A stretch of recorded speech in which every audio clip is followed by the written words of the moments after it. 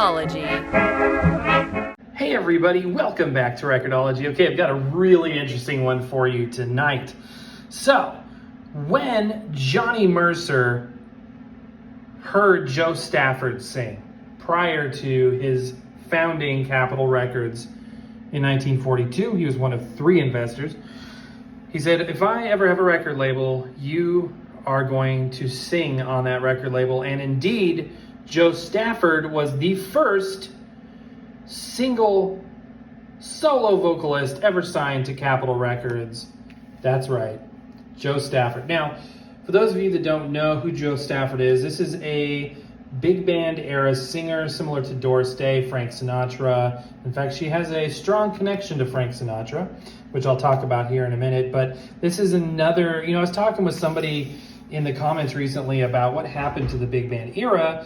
And a lot of people think that, in the big band era, singers were generic. Nobody knew the name of the singer any more than they knew the name of the bass player or the drummer. And I know there was exceptions, but for the most part, they were just session players. However, after World War II, the names of the singers were the celebrities and the bands were more generic. By the way, you'll see this says with Paul Weston and his orchestra. Well, guess what? They got married. Actually, Paul Weston was Joe Stafford's second husband. They remained married for a long time, had children who both went into the music business, all that good stuff. This is a 10-inch vinyl record on Capitol Records. It's another one of these deals right here. And I picked up a couple of these recently, and we've talked about some of them. So here it is. This one is pretty scratched up. I think it's pretty surface scratched, not deep scratched. So we'll listen to it here in a minute. But it's a cool, thick record. It's, again, like the other one we looked at, probably 180 gram thickness if it weren't just 10 inches in diameter. And a cool sample of music history. This was released in 1953. And on the back, we have a blurb about Joe Stafford up to that time. Now, I mentioned earlier about Joe Stafford and Frank Sinatra. Joe Stafford, it was an interesting story. If you want to learn more about her, I would encourage you to do so. She lived a long and fruitful life, had an amazing career spanning up until the 2000s. And although she retired in the 70s, she lived into the 2000s, well into the 2000s. But she got her start in California, worked her way up like a lot of singers do, eventually becoming a part of the Pied Pipers vocal group with Tommy Dorsey. And the Pied Pipers is, where Frank Sinatra went after his time with Harry James concluded. So she got started there. And then after that, her career just took off. It was known for having a very pure voice. Judy Collins actually ranks her as a major influence, but we won't hold that against Joe because Patsy Cline also considered Joe Stafford a strong influence. So let's go ahead and listen to some music here. And we'll give it a sample. We'll drop into each one of these 4 tracks and just give it a little listen. Till the bells are broken goes the story. If you are a big band music fan, as am I, this voice will be pretty much instantly recognizable.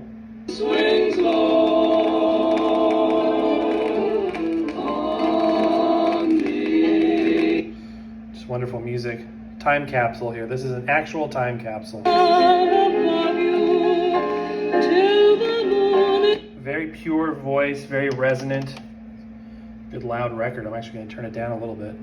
We'll miss your bright eyes and sweet smile. A very, very recognizable voice again.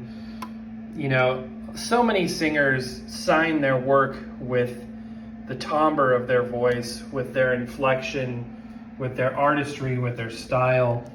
And she was absolutely no different. What a great, wonderful record. I love the design of this. From an artistic standpoint, the contrast between the red and the yellow is striking. It's in amazing good condition. I mean, look at the finish on this, you guys. It's still got the glossy,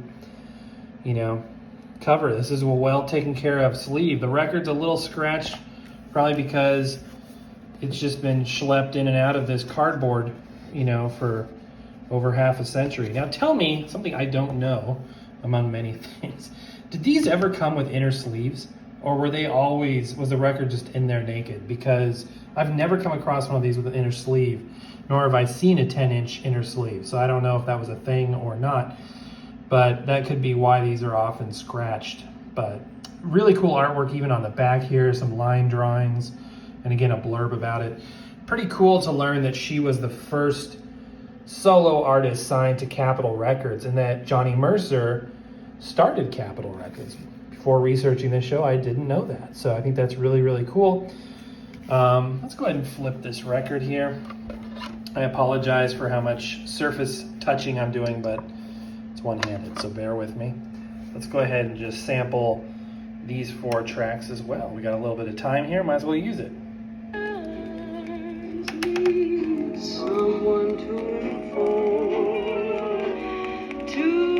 It's amazing. The sound coming out of there is very listenable, very listenable. Yeah, there's some pops and crackles, but that's really part of the charm.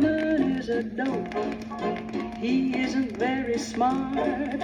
He's just if you haven't been into the big bands before and you're curious about it, hit me up in the comments below, because I'd like to steer you in the right direction. A couple people have reached out to me recently and they're like, hey, this is actually pretty good stuff. And I try to be an evangelist. I've actually told people from that era, because I've met a few people that were in the big bands and got to know people that were very involved in that era.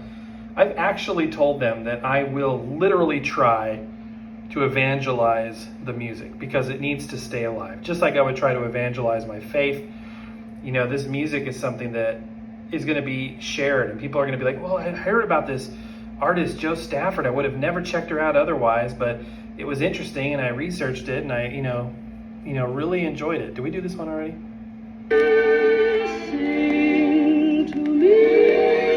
I don't think we did. One more here. One more. Deep in my heart is a song. You know what we didn't do? We did not check if this record player had auto stop or not. Let's find out right now. It may not. It may just be a... Yep, it does. So there you go. We now know that the Avery is an auto stop record mechanism.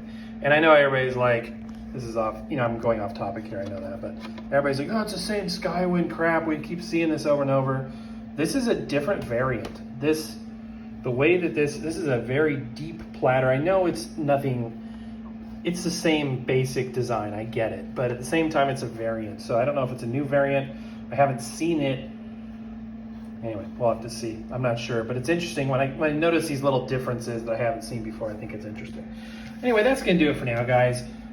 Cool record. Again, I know a lot of you have told me that you have been collecting the 10-inch Capitol vinyls. I don't know, did a lot of other labels do the 10-inch, or was that primarily Capitol? I don't know, but interesting. You're looking at the first solo artist signed to Capitol Records, and I think that's interesting. But anyway, that's going to do it for now. But yeah, one little thing, if you're still hanging on there, thank you for watching this video.